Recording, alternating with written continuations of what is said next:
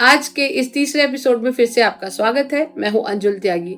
आज हम बात करेंगे माइक्रोन्यूट्रिएंट्स को लेकर। एफसीओ में माइक्रोन्यूट्रिएंट्स को लेकर क्या क्या नियम है, क्या क्या प्रावधान है और सेल्स के क्या नियम है, इन सभी तमाम जानकारी को लेकर आज हम फिर से एक बार मुलाकात कर रहे हैं मिस्टर विनोद गोयल से। Vinod ji soluble fertiliser industry association के नेशनल सेक्रेटरी हैं। विनोद जी, फिर से आपका स्वागत है फर्टिलाइजर कंट्रोल ऑर्डर के इस पॉडकास्ट में। बहुत बहुत धन्यवाद, फिर से आपने मुझे एफसीओ पे बोलने का मौका दिया। सर, मेरा आपसे पहला सवाल ये है कि माइक्रोन्यूट्रिएंट्स क्या होते हैं और खेती में इनकी जरूरत क्यों पड़ती है? माइक्रोन्यूट्रिएंट्स आप ऐसे मान लीजिए कि आपकी थाली के अंदर आपकी थाली में आप रोटी खाते हैं, साथ में सब्जी खाते हैं और साथ में आप चावल लेते हैं। उसके अलावा थाली में बहुत सारी आइटम होती हैं जो आपके फूड की जरूरत को पूरा करती हैं। माइक्रोन्यूट्रिएंट्स इसी तरीके से जो इसेंशियल 3 प्राइमरी न्यूट्रिएंट्स हैं एनपीके, माइक्रोन्यूट्रिएंट्स उस एनपीके के अलावा बाकी न्यूट्रिएंट्स हैं जो कि टोटल कॉम्बिनेशन पूरा करते हैं सुपर 17 का, जिससे कि पौधे में ग्रोथ होती है। सर, माइक्रोन्यूट्रिएंट्स को लेकर एफसीओ में किस तरीके से भारत में बेचने की अनुमति दी जाती है और किन माइक्रोन्यूट्रिएंट्स पर रोक या बैन लगा हुआ है? माइक्रोन्यूट्रिएंट्स जब 1985 में एफसीओ आया तो 2 माइक्रोन्यूट्रिएंट्स को उसमें शामिल किया गया, एक जिंक सल्फेट और एक manganese sulphate. Day by day पौधे की जरूरत को देखते हुए बहुत सारे माइक्रोन्यूट्रिएंट उसमें ऐड करते चले गए। कॉपर के लिए कॉपर सल्फेट ऐड किया गया, मैग्नीशियम सल्फेट किया गया मैग्नीशियम के लिए, फेरस सल्फेट किया गया आयरन के लिए, मोलिब्डेनम किया गया अमोनियम मोलिब्डेट के नाम से। इसी तरीके से जितने भी माइक्रोन्यूट्रिएंट्स वो ऐड किए गए। बाद में ओवर पीरियड ऑफ टाइम इनके और डिफरेंट कॉम्बिनेशंस भी ऐड किए गए कि जैसे चिलेटेड जिंक किया गया, chelated calcium, chelated magnesium, chelated iron. तो इस तरीके से माइक्रोन्यूट्रिएंट्स की डिफरेंट फॉर्म्स भी एफसीओ में ऐड कर दी गई ताकि पौधे को या हमारे यहाँ के किसान को हर तरीके के प्रोडक्ट की अवेलेबिलिटी हो, तो ताकि वो अपने जो प्रोड्यूस है उसको अच्छी क्वालिटी पे वो पैदा कर सके। फर्टिलाइजर कंट्रोल ऑर्डर माइक्रोन्यूट्रिएंट्स की लिस्ट कैसे तय करता है और मतलब कौन सा पोषक तत्व मान्य है और कौन सा नहीं है?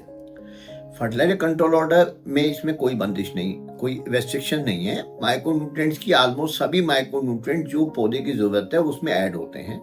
खाली उन माइक्रोन्यूट्रिएंट को देने के लिए कौन सा केमिकल प्रयोग करना है, वो केमिकल को टाइम टू टाइम एफसीओ में ऐड कर दिया जाता है जी। तो इसमें कोई नेगेटिव लिस्ट नहीं है एफसीओ में माइक्रोन्यूट्रिएंट्स के लिए। बहुत पॉजिटिव है कि सरकार ये समझती है और कि पौधे को सब तरह के माइक्रोन्यूट्रिएंट्स की जरूरत पड़ती है। कुछ नए नए माइक्रोन्यूट्रिएंट्स अभी पिक्चर में आए हैं, रिसर्च पेपर में आए, कोबाल्ट है, निकल है, तो उनको अभी तक एफसीओ में ऐड नहीं किया गया है। लेकिन इसका मतलब ये नहीं है कि वो माइक्रोन्यूट्रिएंट्स प्रयोग नहीं किए जा सकते। यदि पौधे को जरूरत है तो निकल और कोबाल्ट जैसे माइक्रोन्यूट्रिएंट्स या सिलिकॉन जैसे प्रोडक्ट भी यूज कर सकते हैं।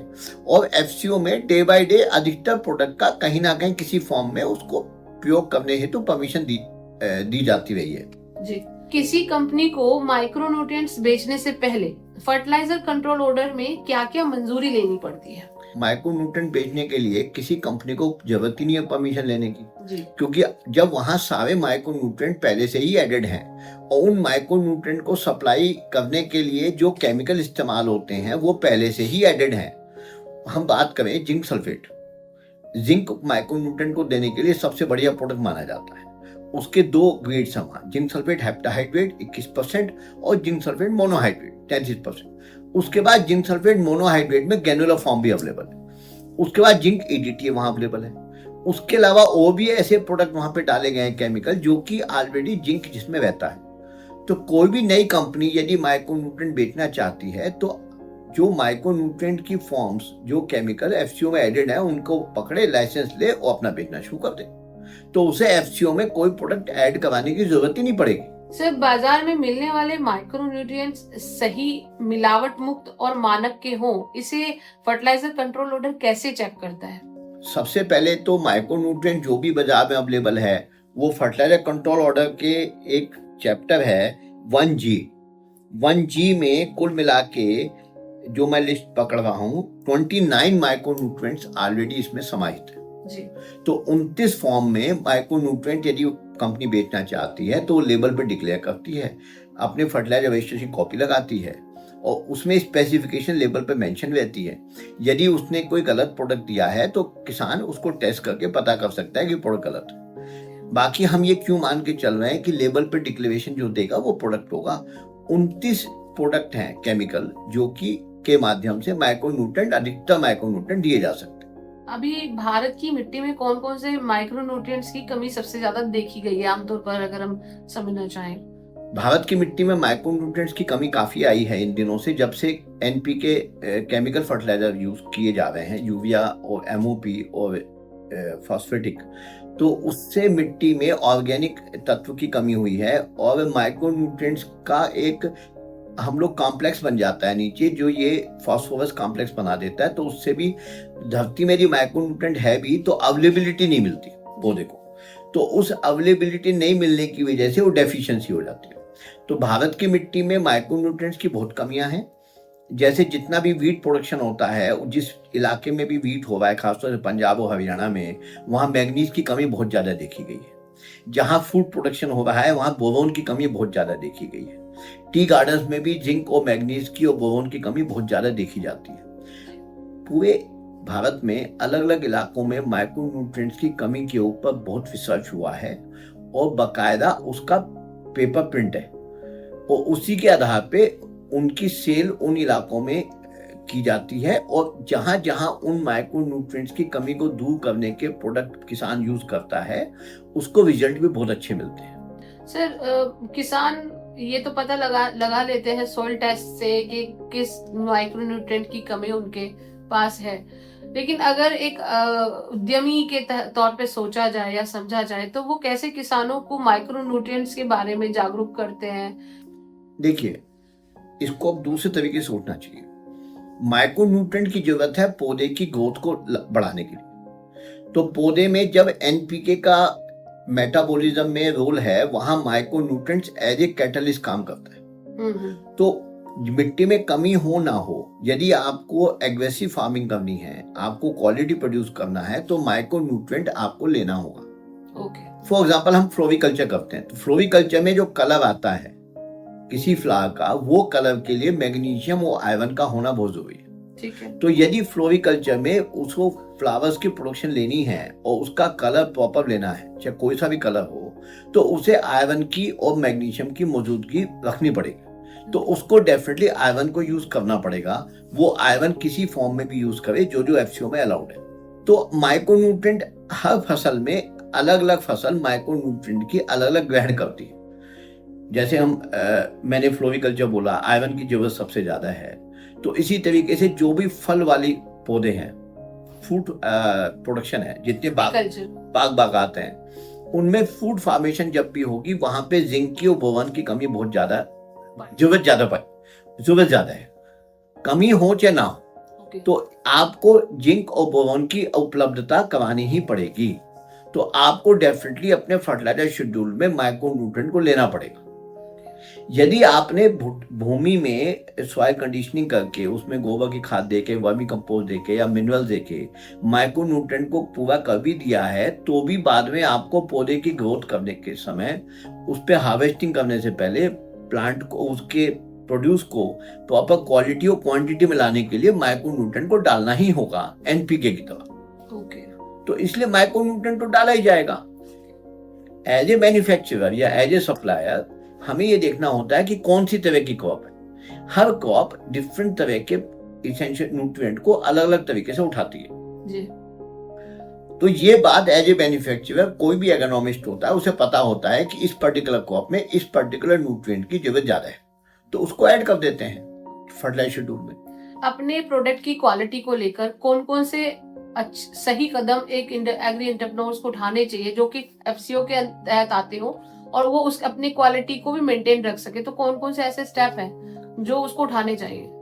किसी भी माइक्रोन्यूट्रिएंट, जैसे जिंक सल्फेट हम प्रोड्यूस करते हैं, तो जिंक सल्फेट के लिए रॉ मटेरियल हमारे दो होते हैं, जिंक ऐश और सल्फ्यूरिक एसिड। तो हमें ये देखना चाहिए कि हमारा जिंक ऐश अच्छी क्वालिटी का है और सल्फ्यूरिक एसिड अच्छी क्वालिटी का। यदि हम अच्छी क्वालिटी के रॉ मटेरियल यूज करेंगे तो हमारा जिंक सल्फेट अच्छा ही बनेगा। उसमें कोई इम्प्योरिटी नहीं आएगी ऐसी जो कि खेत को खराब करे या हमारे प्रोडक्ट के स्टैंडर्ड करे जी। तो सबसे पहले आपको अपने सोर्सिंग जो सोर्स ऑफ रॉ मटेरियल है उसको पावरफुल लेना पड़ेगा। बिल्कुल अच्छा source of raw material use करेंगे तो आपका माइक्रोन्यूट्रिएंट अच्छा बनेगा। नंबर 2, हमारे यहाँ एफसीओ में डे 1 से शुरू से धारणा है कि जो इंटरनेशनल स्टैंडर्ड है, for example zinc sulphate heptahydrate का इंटरनेशनल स्टैंडर्ड 22.5%, इंडियन गवर्नमेंट ने मतलब एफसीओ के अंदर जो स्टैंडर्ड है वो 21% मिनिमम का है। क्यों 22.5 नहीं रखा गया, क्यों 21 रखा गया, उसकी वजह केवल एक है कि 22.5 को बनाने के लिए जो रॉ मटेरियल है बहुत कॉस्टली है। हमारे फार्मर्स को सस्ता प्रोडक्ट मिले तो गवर्नमेंट ने उसके नॉर्म्स घटा दिए ताकि सस्ते रॉ मटेरियल से भी जिंक सल्फेट हेप्टाहाइड्रेट अच्छा क्वालिटी का बना के किसान को सस्ता पड़ जाए। ओके। जिंक सल्फेट मोनोहाइड्रेट की इंटरनेशनल स्पेसिफिकेशन 36%, इंडिया में 33%। केवल ये वजह है कि 36% का जिंक सल्फेट मोनोहाइड्रेट बनाने के लिए प्लांट भी महंगा है, रॉ मटेरियल भी बहुत महंगा है, और जबकि 33% देने से हमारे किसान की के पौधे की फसल की जरूरत पूरी होती है, तो गवर्नमेंट ऑफ इंडिया ने उसके नाम ही 33% के रखे। अब उसमें भी यदि आप 33% भी नहीं दोगे, अपना प्रोडक्ट की क्वालिटी मेंटेन नहीं करोगे, तो आप बहुत गलत काम कर रहे हैं। क्या अपने प्रोडक्ट की क्वालिटी को बार बार टेस्ट करने के लिए अपनी इंडस्ट्री में एक लैब की रिक्वायरमेंट भी रहती है? बिल्कुल, गवर्नमेंट की एफसीओ के अंदर हर इंडस्ट्री के लिए, हर माइक्रोन्यूट्रिएंट के लिए सिंगल माइक्रोन्यूट्रिएंट के लैब स्पेसिफाइड है। उसमें मिनिमम 7 to 8 वाइटल जो उपकरण हैं, जो उसमें इंस्ट्रूमेंट्स हैं, वो भी स्पेसिफाइड हैं, प्लस बाकी इकट्ठे रखने होते हैं। आपको हर जो बैच आपका प्रोड्यूस होता है उसको टेस्ट करना होता है, और टेस्ट करके ही उसको आपको एज ए फर्टिलाइजर मानक होके फिर उसको बेचना होता है। सर, अगर कोई कंपनी खराब, नकली या मानक से बाहर माइक्रोन्यूट्रिएंट बेचती हुई पाई जाती है तो एफसीओ उसके खिलाफ क्या कार्रवाई कर सकता है? देखिए, पहले तो हमको नहीं मानना चाहिए, जो भी फर्टिलाइजर प्रोड्यूसिंग कंपनी इंडिया में है, चाहे एनपीके बनाती है, चाहे माइक्रोन्यूट्रिएंट बनाती है, सबके सब अच्छा ही बनाती है, अच्छा ही बेचते हैं। यदि आप गलत काम करते हो तो किसी भी गलत काम की तरह आपके खिलाफ एक्शन हो सकता है। एफसीओ की धाराओं में पूरे एक्शन लिखे हुए हैं, उसमें टॉलरेंस भी लिखी हुई है। माइक्रोन्यूट्रिएंट में 0.2% की टॉलरेंस है कि यदि 21% आपका मटेरियल होना चाहिए तो 20.8 भी होगा तो भी एक्सेप्टेबल है। ओके। वो टॉलरेंस लिमिट बोलते हैं। तो आपको टेस्ट करना है, यदि आपका प्रोडक्ट नहीं सही आ रहा है, जो एफसीओ के प्रावधान है उसके खिलाफ आपके खिलाफ एक्शन होगा। तो वो एक्शन क्या हो सकते हैं, कुछ अगर इसके बारे में थोड़ा जानकारी दें। एक्शन, जो पहला एक्शन होता है कि यदि आपका सैंपल फेल होता है, मानक स्तर पे नहीं होता, तो गवर्नमेंट उसकी सेल बंद कर देती है। ओके। सेल बंद करने के बाद यदि वो सीवियर है एक्शन, मतलब आपका स्पेसिफिक, आपका जान के इंटेंशनली आपका ज्यादा है, बहुत कम आया है, तो फिर गवर्नमेंट उसके खिलाफ आपको धारा 3/7 में एफआईआर कर देगी। ओके। डिपार्टमेंट। अदरवाइज आप उसकी रीटेस्टिंग का ऑर्डर ले लो, रीटेस्टिंग में आप देख लो, यदि आपका प्रोडक्ट सही है, रीटेस्टिंग में पास हो जाता है तो कोई दिक्कत नहीं। उसके बाद यदि आपका प्रोडक्ट यदि सब स्टैंडर्ड पाया गया है तो उसके डिस्पोजल के लिए, सेल करने के लिए भी इसमें एफसीओ में नॉर्म्स रखे। उसमें जो अथॉरिटी है, लाइसेंसिंग अथॉरिटी है, वो अथॉरिटी एक डिसाइड कर देती है कि उसकी वैल्यू डिसाइड कर देती है कि ये इतने % कम है तो इतनी वैल्यू पे आप इसको बेच सकते हो। या उसको ये कह दिया जाता है काटा लगा के कि इसको आप जो है वो किसी और मैन्युफैक्चरर को दे दो जो कि फॉर्मुलेशन करता है, मिक्सचर वो माइक्रोन्यूट्रिएंट बनाता है, वहां उसको बेच सकते हो लो वैल्यू पे, लेकिन किसान को नहीं दे सकते आप डायरेक्ट किसान को ना। किलेटेड लिक्विड और नैनो जैसे नए जमाने के माइक्रोन्यूट्रिएंट्स की एफसीओ में मंजूरी कैसे मिलती है और इनका किसान को क्या लाभ हो सकता है? ये जो किलेटेड माइक्रोन्यूट्रिएंट्स हैं, इनको वर्ल्ड में किलेटेड बोला जाता है, हिंदुस्तान में इनको चिलेटेड बोला जाता है। ओके। मैं पहले आपको ये बताना चाहता हूं कि व्हाट इज किलेटेड। सिंपल जो जिंक है उसको यदि जिंक सल्फेट फॉर्म में माइक्रोन्यूट्रिएंट एफसीओ में उसका दर्ज किया गया है तो उसको किलेटेड जिंक या चिलेटेड जिंक के नाम से भी दर्ज किया गया है। ओके।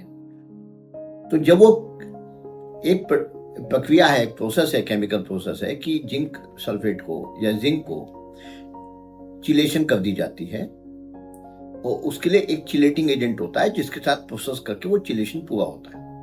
चिलेशन करने के बाद जिंक सल्फेट की जो जिंक माइक्रोन्यूट्रिएंट की या जिंक एलिमेंट की जो कैरेक्टर है, उसमें एक अप्रत्याशित सुधार होता है और उसकी अवेलेबिलिटी, उसकी परफॉर्मेंस कई गुना बढ़ जाती है। जी। तो यदि प्रॉपर तरीके से चिलेटेड जिंक जो है जब प्रोड्यूस किया जाता है और किसान को मिलता है तो उसकी कॉस्ट भी कम होती है और कम क्वांटिटी के अंदर उसे जिंक माइक्रोन्यूट्रिएंट की उपलब्धता हो जाती है अपने प्रोड्यूस में। ओके। तो दो फायदे हो गए, क्वांटिटी कम हो गई, साल्ट जो डाल रहा है किसान उसकी क्वांटिटी कम हो गई, साल्ट कम डाला जाएगा। नंबर 2, कम क्वांटिटी पे भी उस परफॉर्मेंस कई गुना बढ़ेगी जी। तो कॉस्ट बेनिफिट किसान के फेवर में आता है। ऑलरेडी चिलेटेड प्रोडक्ट एफसीओ में एडेड है तो आपको कोई जरूरत नहीं है नया प्रोडक्ट ऐड करवाने की जब तक कि नई रिसर्च होकर कोई नया प्रोड्यूस ना आ जाए। सारे माइक्रोन्यूट्रिएंट चिलेटेड फॉर्म में एफसीओ में है। कॉपर चिलेटेड भी है, मैग्नीशियम चिलेटेड है, कैल्शियम चिलेटेड है, जिंक चिलेटेड है, आयरन चिलेटेड है। मोलिब्डेनम जो है वो चिलेशन फॉर्म में नहीं होता, बोरोन चिलेशन फॉर्म में नहीं होती, लेकिन मोलिब्डेनम के अमोनियम मोलिब्डेट है जो कि 100% वाटर सोल्यूबल है। बोरोन के 3 प्रोडक्ट ऑलरेडी उसमें हैं, फिर बोरोन थैलोमाइन भी है। तो सब प्रोडक्ट जो है ऑलरेडी एफसीओ में है। जिसको एज एंटरप्रेन्योर को काम करना है उसके लिए कुछ उसको नहीं करना, प्रोड्यूस करना है, इंपोर्ट करना है और माल बेचना है। दूसरा सवाल था आपका नैनो। नैनो एक नई टेक्नोलॉजी है जो अभी तक नैनो यूरिया, नैनो डीएपी इसमें आई है। नैनो पार्टिकल जो है अभी माइक्रोन्यूट्रिएंट में इंडिया में नहीं आया है, इतना पॉपुलर नहीं है। कुछ कंपनियां हमने सुनी है, मैंने भी सुनी है, क्लेम करती है कि नैनो पार्टिकल साइज के अंदर माइक्रोन्यूट्रिएंट उन्होंने रिसर्च किया है। वक्त आने दीजिए, उनको मैच्योरिटी होने दीजिए। यदि उनके रिजल्ट्स दिखेंगे किसानों को, यदि वो ट्रायल करते हैं तो कोई बंदिश नहीं है ट्रायल करने पे। रिसर्च में वो पूरे हिंदुस्तान में कहीं कहीं अपना माल उसके रिजल्ट निकालते हैं तो डेफिनेटली गवर्नमेंट सुनेगी और फिर एफसीओ में आएगा तो बेच भी सकते हैं। सर, माइक्रोन्यूट्रिएंट्स को क्या एज ए फर्टिलाइजर माना जा सकता है? जैसे आपने बताया था कि अगर एफसीओ में वो हैं तो जैसे फर्टिलाइजर, एज ए फर्टिलाइजर हम इनको मान सकते हैं, तो नैनो यूरिया या नैनो पार्टिकल्स को एज ए फर्टिलाइजर में नहीं माना जा सकता अभी? नहीं, देखिए नैनो यूरिया फर्टिलाइजर है। ओके। पहली बात, माइक्रोन्यूट्रिएंट सब फर्टिलाइजर है। ओके, सब फर्टिलाइजर। जो कुछ भी एफसीओ में है वो सब फर्टिलाइजर है। ओके। जिसको भी किसान को बेचा जा सकता है, किसान छोड़िए, जिसको भी खेत में यूज किया जा सकता है फर्टिलाइजर है। कुछ फर्टिलाइजर ऐसे हैं जो एफसीओ में भी नहीं है।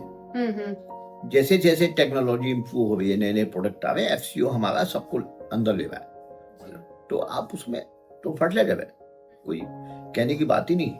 तो इस तथ्य को कैसे समझा जाए कि अगर एफसीओ में वो प्रोडक्ट रजिस्टर्ड नहीं है या उसका कोई एलिमेंट रजिस्टर्ड नहीं है तो उसे एज ए फर्टिलाइजर नहीं माना जा सकता? हाँ, यदि आपका कोई product as a fertiliser FCO में रजिस्टर्ड नहीं है तो आप उसको एज ए फर्टिलाइजर नहीं बेच सकते। तो आपने जाना इस पॉडकास्ट में फर्टिलाइजर कंट्रोल ऑर्डर के तहत माइक्रोन्यूट्रिएंट्स के क्या क्या नियम है और एक बतौर एग्री उद्यमी आपको क्या क्या खास बातों का ध्यान रखना चाहिए अपने प्रोडक्ट की क्वालिटी को मेंटेन करने के लिए। तो विनोद जी, आपने हमें तमाम जानकारी दी, हमारे लिए समय आपने निकाला, उसके लिए बहुत बहुत शुक्रिया sir. Thank you very much. नमस्कार।